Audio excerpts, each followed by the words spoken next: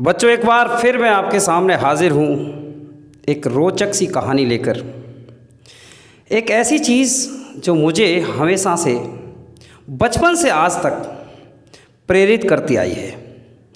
आज मैं आपके साथ कुछ शेयर करना चाहता हूँ।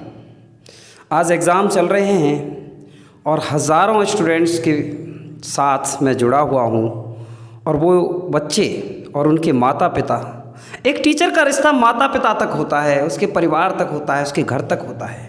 एक टीचर का रिश्ता, एक शिक्षक का रिश्ता अपने बच्चों के साथ बड़ा इमोशनली हो जाता है। कई बार मेरे को माता पिता फ़ोन करके बताते हैं कि हमारे बच्चों की कुछ आदतें ऐसी हो गई हैं कि वो एग्रेसिव हो गए हैं। एग्रेसिव इतने हो जाते हैं कि वो अपने माता पिता को कुछ भी जवाब दे देते हैं।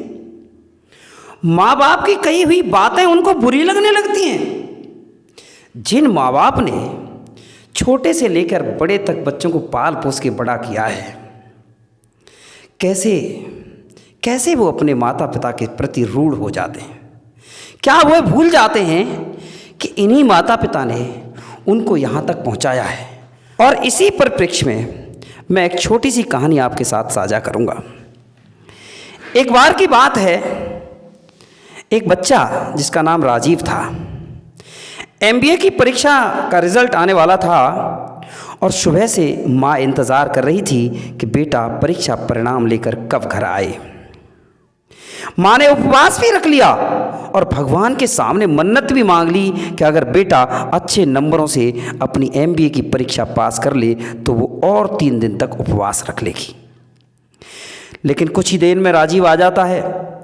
माँ उसे देखते ही शरबत बनाने के लिए रसोई में दौड़ी चली जाती है और पिता ड्राइंग रूम में बैठकर ये जानकर बहुत खुश होते हैं कि उनके बच्चे ने अच्छे नंबरों से MBA पास कर लिया।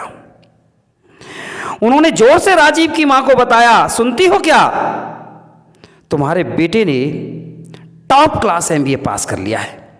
माँ जल्दी से शरबत का गिलास लेकर बाहर आई और बेटे को गिलास थमाते हुए उत्सुकता से बोली, बेटा रिजल्ट तो दिखाओ, मैं भी तो देखूं जरा मेरे बेटे के कितने नंबर आए हैं।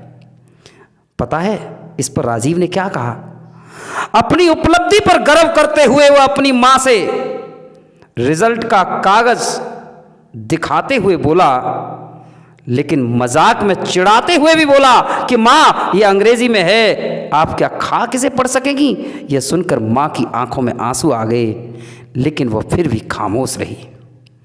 पिता ने अपनी पत्नी की उदासी देखकर अपने बेटे को करीब बिठाकर उसे बताया कि बेटा तुम्हें मालूम नहीं कि जब तुम माँ की कोख में थे उस समय हम बहुत गरीब हुआ करते थे।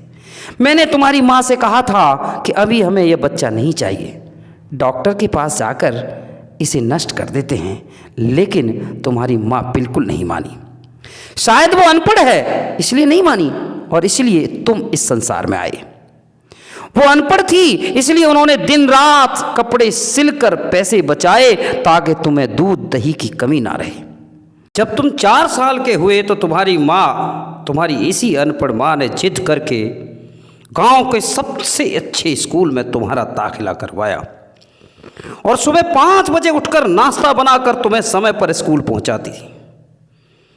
दोपहर को घर का पूरा काम निपटाकर बिना आराम के तुम्हें स्कूल से लेने जाया करती थी। तुम्हें सबसे अच्छे कॉलेज और ट्यूशन क्लास में दाखिला मिल सके इसलिए तुम्हारी माँ ने सिलाई के साथ साथ अचार पापड़ बनाने का काम भी दिन रात किया।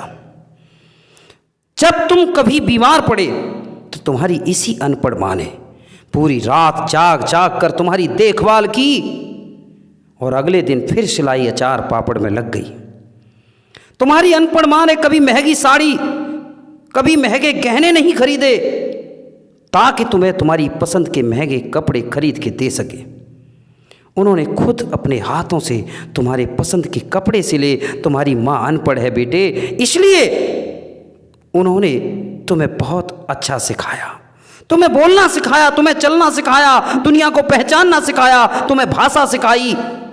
तुम खेल कूद में भी आगे रहो इसलिए तुम्हारी माँ ने तुम्हारे लिए पौष्टिक भोजन की व्यवस्था की। जब तुम परीक्षा की तैयारी में देर रात तक जागते रहते थे तुम्हारी यही अनपढ़ माँ तुम्हारे साथ रात भर जागकर तुम्हें दूध और चाय दिया करती थी। तुम्हारी माँ अनपढ़ है इसलिए मेरी कमाई और अपनी कमाई से रोज़ थोड़े थोड़े पैसे बचाकर तुम्हारे लिए मोबाइल टैबलेट खरीदने की व्यवस्था करती रही।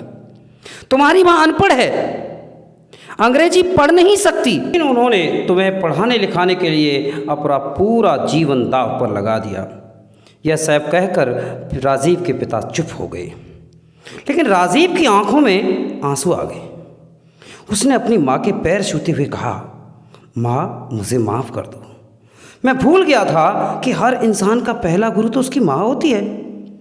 हर घर की माँ भले ही स्कूल कॉलेज ना गई हो, भले ही उसने लिखना पढ़ना छोड़ दिया हो या उसे नहीं आता हो, लेकिन वो अपने बच्चे के लिए एक श्रेष्ठ गुरु, एक अच्छी शिक्षिका, एक अच्छी डॉक्टर, एक उत्तम सेफ और सर्वश्रेष्ठ डिजाइनर और एक अच्छी कोच होती है।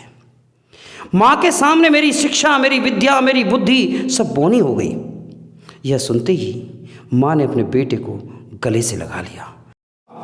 ये कहानी हमें सीख देती है कि माँ बाप निस्वार्थ भाव से बच्चों के लिए अपने कर्तव्य को पूरा करते हैं, लेकिन बच्चे कर्तव्य नहीं समझते।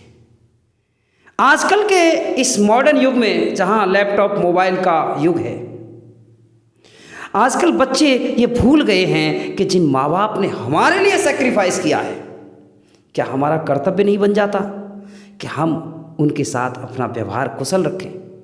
अगर हमें डांटते हैं, हमें फटकारते हैं, तो किस लिए डांटते हैं? क्या कभी सोचा है आपने?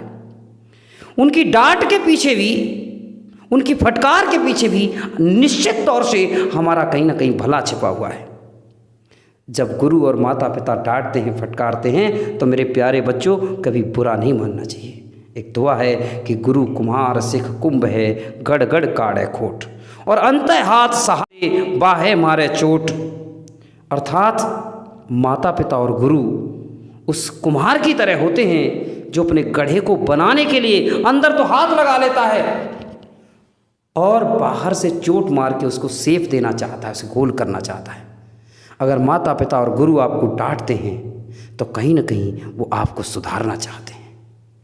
ऐसी ही अगर ये कहानी अच्छी लगी हो आपको तो इसको सब्सक्राइब कर लें चैनल को, और अगर किसी का भला करना चाहते हो, किसी दूसरे तक पहुंचाना चाहते हो, तो किसी दूसरे को शेयर करते हैं।